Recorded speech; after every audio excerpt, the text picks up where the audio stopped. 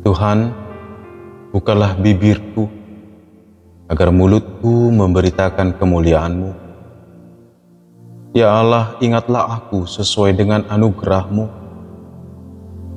Tuhan, dengarkanlah aku sesuai dengan pertolongan-Mu yang penuh dengan kesetiaan. Kemuliaan bagi Bapa dan Anak dan Roh Kudus, seperti pada permulaan, sekarang dan dari kekal hingga kekal. Amin. Haleluya.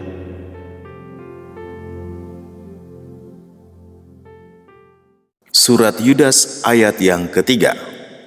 Saudara-saudara yang terkasih, sementara aku bersungguh-sungguh berusaha menulis kepada kamu tentang keselamatan kita bersama, aku merasa terdorong untuk menulis ini kepada kamu dan menasihati kamu, supaya kamu tetap berjuang untuk mempertahankan iman yang telah disampaikan kepada orang-orang kudus. Shalom saudara yang kasih Tuhan, kiranya hari ini di akhir pekan ini Bapak Ibu Saudara-saudara tetap dalam kegembiraan, kesehatan dan sukacita dari Kristus Yesus Tuhan kita. Bapak Ibu saudara yang kasih Tuhan, pernah dengar kisah tentang kuda Troya? Ya, ada kota Troya dalam cerita mitologi Yunani bahwa kota ini sulit sekali untuk ditaklukkan dan sangat kokoh kuat. Raja yang kuat dan masyarakat juga kuat, dan terlebih lagi tentara penjaga adalah sangat kuat. Sehingga 10 tahun pengepungan, para penyerang tidak berhasil untuk menaklukkan kota itu.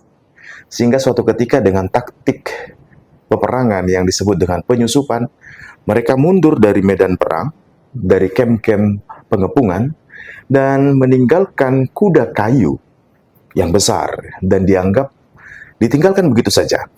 Lalu tidak ada pasukan atau kelihatan para penyerang. Dan penduduk kota, raja, dan masyarakat bergembira karena apa? Mereka sepertinya lari karena kena wabah.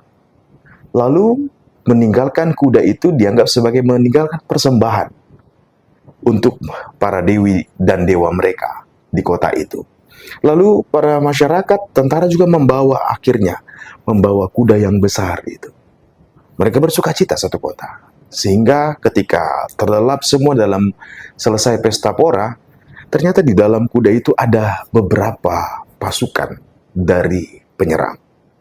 Mereka masuk, merusak penjagaan, membuka kota, dan penyerang masuk ke dalam kota.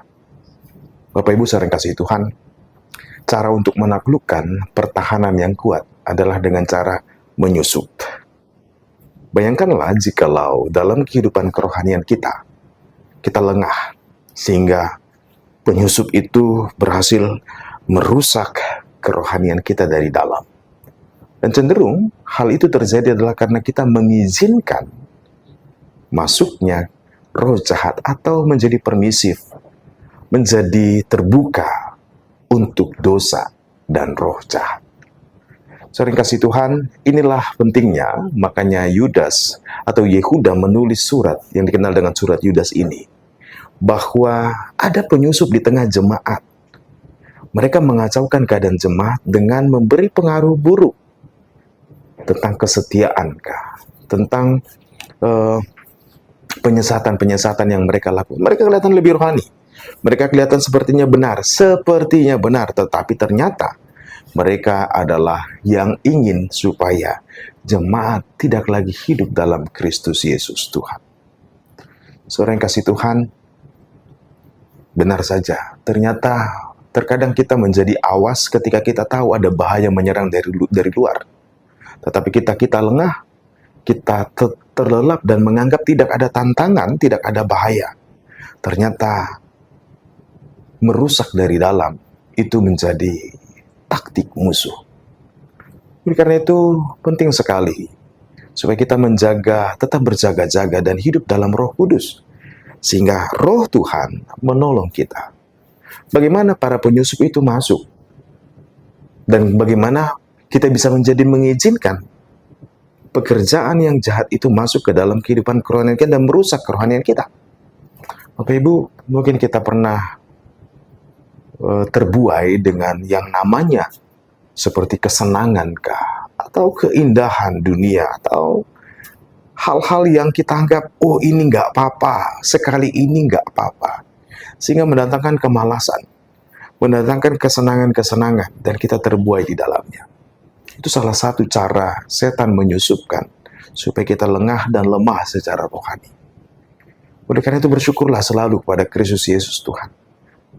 Ternyata kesusahan dan penderitaan justru membuat kita tetap awas, atau ancaman-ancaman dari luar membuat kita tetap berjaga-jaga. Tetapi ketika keadaan sepertinya baik-baik saja, kita bisa lengah. Singkatnya, syukurilah segala sesuatu. Tuhan tahu caranya memelihara kehidupan Anda dan saya, yaitu dengan kasih karunia-Nya yang besar. Roh-Nya yang menuntun kehidupan kita, asal kita mau dituntun oleh Roh Kudus selalu dan hidup dalam kebenaran firman Tuhan. Hanya itu kuncinya.